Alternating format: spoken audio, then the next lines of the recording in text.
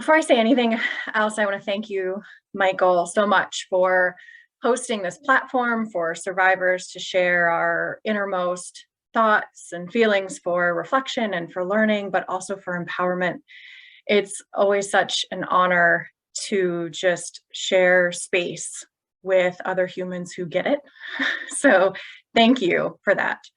The first thing I am going to read is actually called Allow Us to Introduce Ourselves.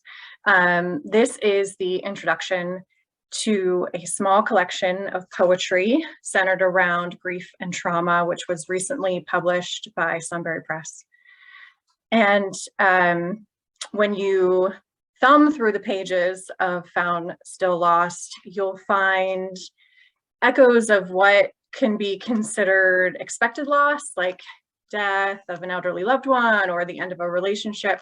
But you'll also find reflections of those of us who have suffered loss of innocence, a loss of our upstanding societal reputation when we speak our truth, a loss of self due to substance use or depression. So if you please, allow us to introduce ourselves.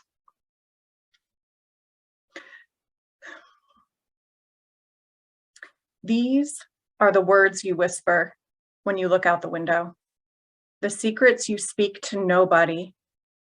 These are the sounds you scream at the deaf bus driver. These are your mistakes.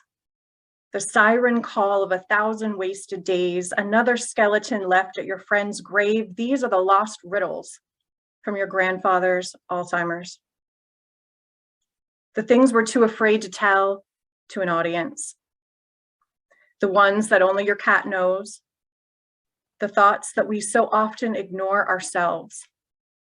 There is truth behind the mirror. You just have to turn on the light.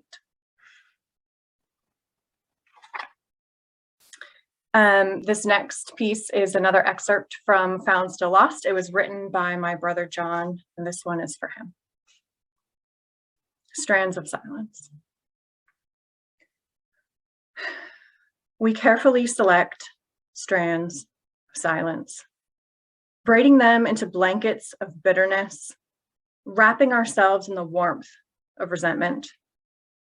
The truth is, I'm more alone now than I've ever been, and it doesn't matter how I kick and scream, you're leagues away. You slip on empty bottles, broken glass sticking to the gum of your soul. Your shadow is my closet.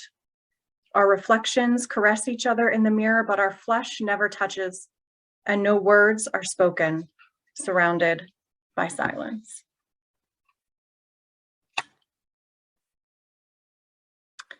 Pirouettes. Pirouettes was written after viewing my sister's body alone at the funeral home. Ariel was a child human trafficking victim before she was adopted by my family. And I sat on the carpeted floor of that funeral home that day, staring at her and pleading with a God I had long since lost touch with, just to give her back. Pirouettes.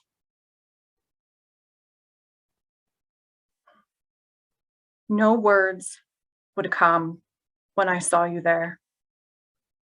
Only a private gift, the fairest dance. Of highest right, I solely offer, my eyes collapsed before my knees. You will come back. If only I dance, I know you will, please. I would have sworn my burning tears could have melted away your distorted face. Make all once clear, for they warmed my cheeks, but not our embrace. The only thing left to say was not goodbye. No, not for us, only pirouettes in our reveries.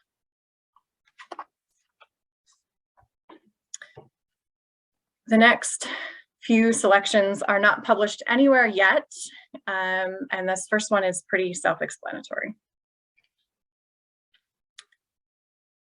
what the rapist left behind. Her purpose. Stained with the intent of another, she was never a victim of vindication.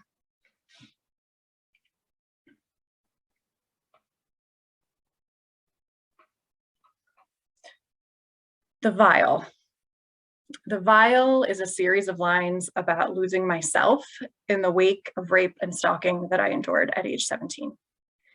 It's a play on the word vile, stemming from letters that he left on my car, at my job, at my home, following the attack. And each one excused his behavior in completely vile ways. My body made him do it. He just couldn't help himself. He loves me. We should run away together. All pretty delusional, but it took me many years to untangle everything he said from my teenage brain. The Vial, lines about losing myself. I only dream of her on Thursdays. The sun only shines once a week. If I mail her a vial of my 6-day tears, will she wear it round her neck like she conquered the heart of the universe? Her voice is a shattered mess, but who broke her? Her own disappointment. A ghost. She's not in my dreams. Come back. Come back. I will never wander. Come back. Come back. This time we can't afford to squander. Come back and I will listen to every impractical piece of wisdom you never said.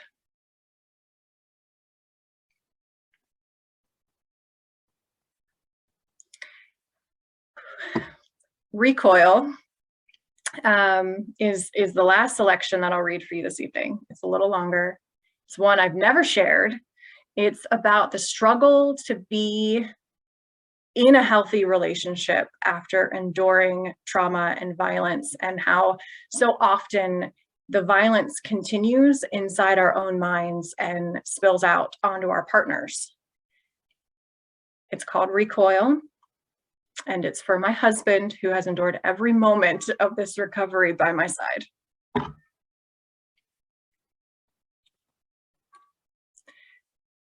But can you stay? Can you stand? Can you love me in the boundless deep? Can you love me when my pain is larger than your arms? When the demons come out in the form of prayers while I scar my knees and tear at your clothes? What about when the flashes splinter like ice cracking in the forgotten hollows from a mention of an age, a place, a song, a silver Honda? Can you give in to the untamed when I despise the sight of you because you're a man, when I call you the wrong name?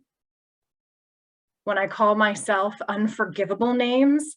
It's my fault anyway. A woman who becomes a stumbling block for a man, surely I was asking for it. Can you stand when I throw you against the wall but crumple to the floor, overwhelmed by my own carnivorous ways? Will it frighten you when I tear the pages from the Bible portraying some power that words written by men proclaiming to be God never bestowed upon me? Can you love me when nothing is sacred anymore? Can you love me when the memories loosen their grip like a snake that concluded its hunt? What will you do when I can no longer breathe? Can you stay when I gasp, when I shrill, when I claw my own skin to remove the unseen? Can you love me when the bruise-colored clouds rain down the redemption that doesn't come from your touch? Can you stay when I imitate interest, this secondhand sinner in the doubt of the day? Can you love me when I recoil? When I howl, you can't touch me there, you can't lick me there, you can't look at me that way?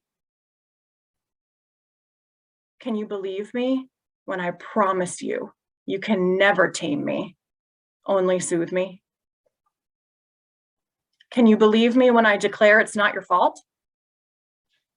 Will you question my loyalty while the shape of my river bends and twists, consuming your intentions? Can you stand when I give you the weight of my dreams? Thank you, guys.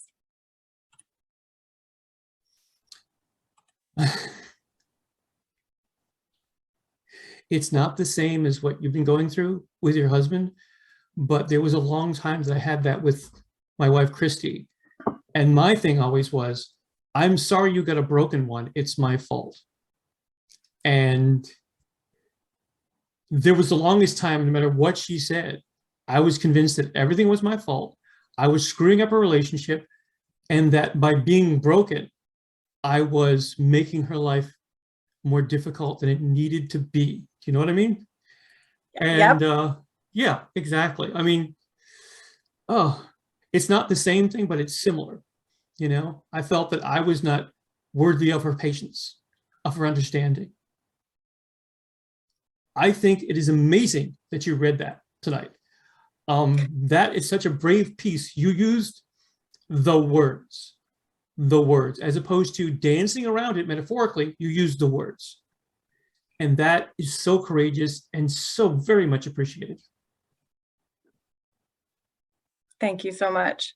That was a tough one. That was one I've never shared with anyone. Usually I write something and I share it with my mom or with my husband, or I had a friend actually who recently passed away who would critique my work for me.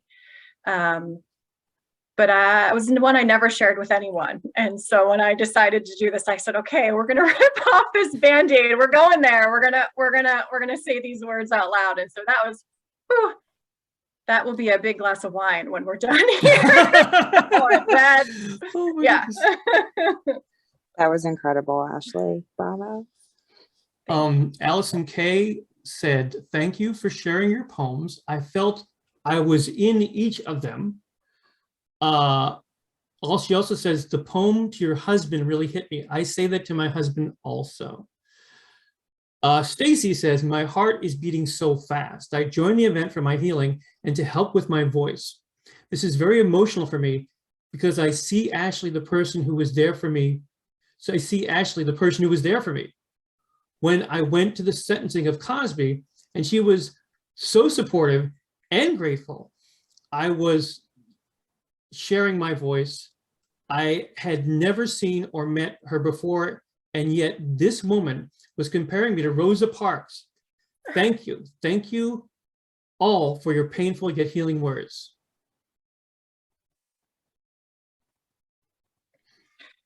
Stacy, I did not know you were on this call, but thank you. Thank you so much. I'm so honored to have you here with us tonight in this space. I am honored you would choose this space, the space I created, to share new, raw work.